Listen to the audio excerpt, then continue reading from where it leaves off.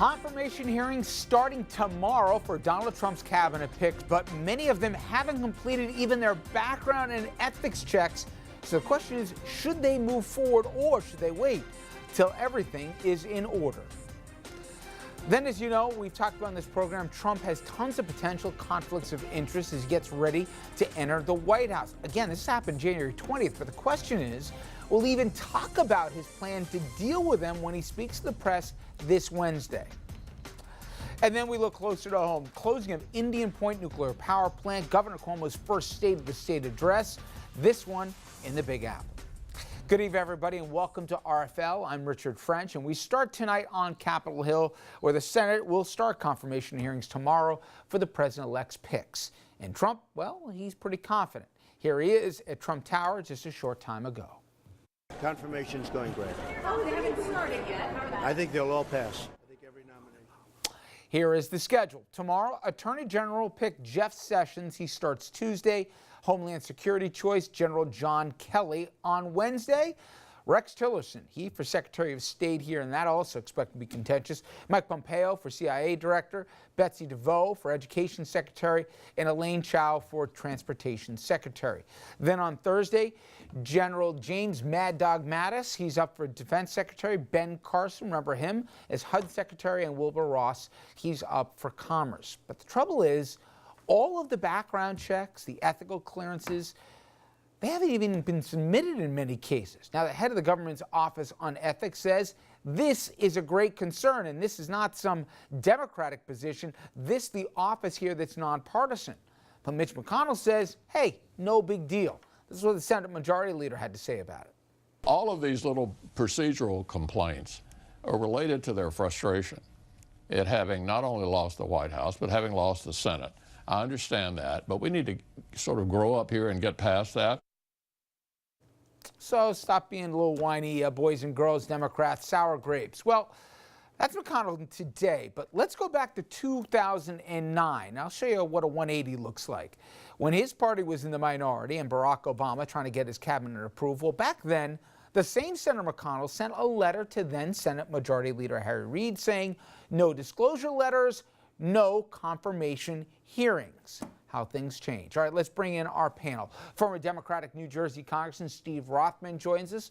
Jeannie Zaino, professor of political science at Iona College, also senior advisor at the consulting firm Applied Techonomics, and senior political correspondent Andrew Whitman, and our own Dominic Carter, of course, on assignment today up in Albany. We'll be hearing from him in a little bit. All right, Congressman, how much of this is sour grapes and how much of this is legitimate, especially given some of the financial backgrounds of so many of the potential cabinet members, especially in the business world, and others obviously crossing paths like Tillerson with Russia, et cetera? Well, I don't think it's much sour grapes. It's more about the interests of the American people that every previous president's nominees for cabinet positions had to live up to. They had to fill out these ethics forms so that Congress and the senators could decide if there were any conflicts of business interest or personal interest that might jeopardize this nominee's ability to do the job well and honestly. Andrew, is it your sense, we heard words today from Democrats, as many as 8 potential appointees, and whether Supreme Court nominees will be under that or this is just potential cabinet picks, they could be facing tough, contentious confirmation battles.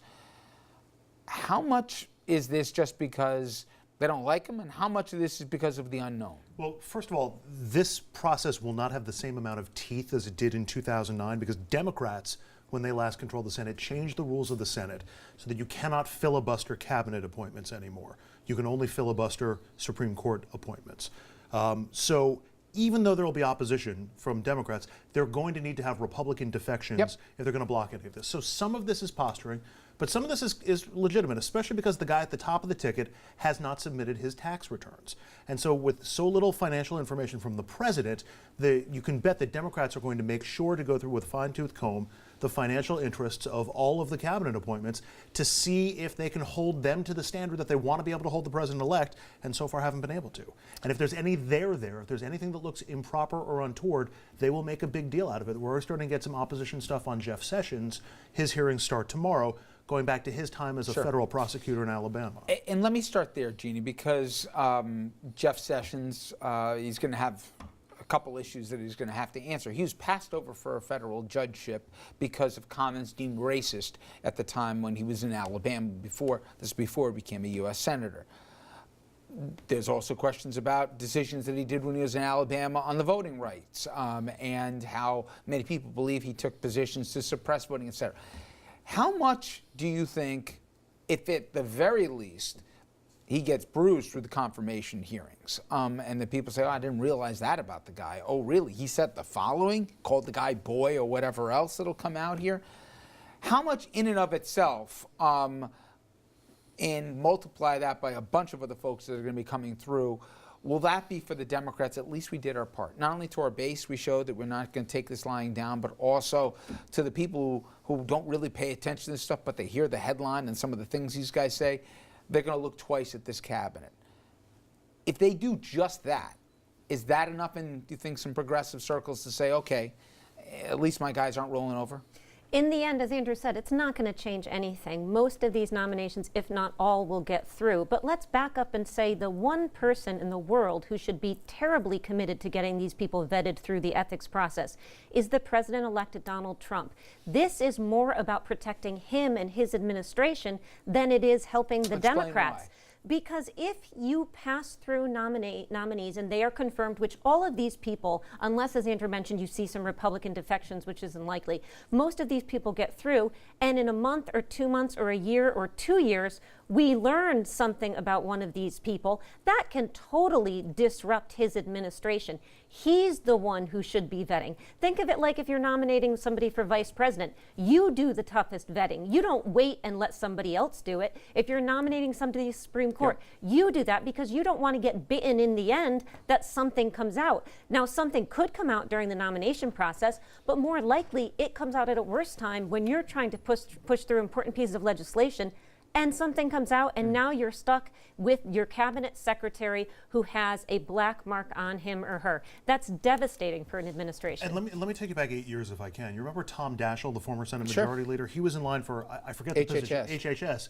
And look, healthcare reform turned out to be but Daschle was up for it, and something came out during the confirmation process while they were going through all the forms. It derailed the beginning of the Obama administration, and it led to reports and reporting that they didn't know what they were doing. They couldn't shoot straight. That would be even worse for Donald Trump at this point, considering how divided the country is after his election. Give me the name you think that's going to be the most contentious. We talked about Sessions. I know already Democrats say they're going to put him through the ringer. But I'm also hearing Tillerson for some of the obvious reasons. For people who don't know, he's the Exxon guy. He got the friendship medal from Putin and Russian interests as well. Apparently, he's been making the rounds on the Hill trying to tell people that he will be tougher on Russia than Trump will. I mean, if we go back to an alternative universe, just think about that for a second. But anyway, but you already know McCain, you already know Lindsey Graham, I know Senator Cotton, I know others that have real reservations about this guy. Because they have real reservations about Russia. Is that the name you think that we're going to be seeing the biggest fight over, or is there another one? Well, he certainly is a big name because his responsibilities as Secretary of State, advising a president who has very little foreign policy knowledge and experience like Donald Trump. But I would suggest that Attorney General designee Sessions and the Health and Human Services designee Dr. Price will be even more contentious. Let's start with Dr. Price. In his time in the House, he was a very big advocate for privatizing Social Security, privatizing Medicare, and reducing funding for Medicaid. These are and of course getting rid of Obamacare completely, but start with the Social Security, Medicare, and Medicaid. Those are programs the American people really like, really depend on, but Dr. Price has a different view and has a voting record along those lines. And President-elect Trump, most people believe, is going to give a freer rein to cabinet members more than a typical administration because he doesn't like to get bogged down in the details. Finally, Jeannie, will this matter? Because everything we've seen, Trump tests the political wins. Oh, yeah, I'll release my returns. You know what? Oh, no, I'm not going to. Oh, you know what? I'm going to clean up this conflicts of interest, which I'll talk about next segment. You know what? I'm not going to actually do the press conference. I guarantee people holding their breath here this week that he's going to clear up all these things. They're going to go blue in the face. It ain't going to happen.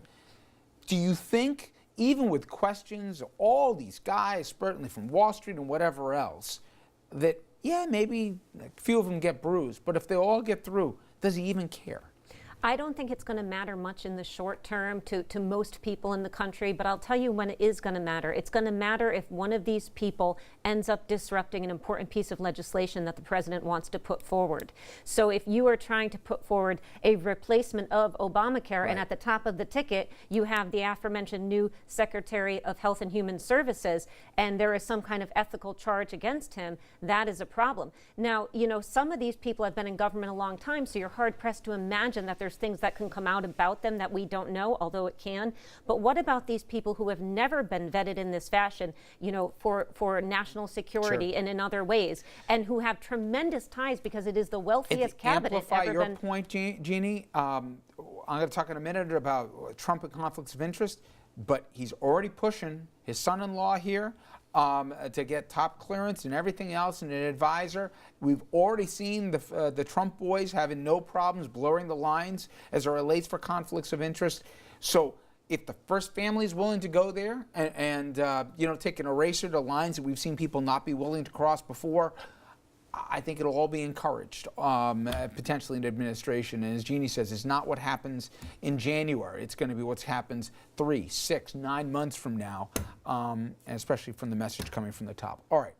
Yet another conflict of interest concern has popped up for the Donald here. But the question is, does he actually have a plan to address all of them? He says, I'll talk about it Wednesday, but the question is, what the heck is he going to say?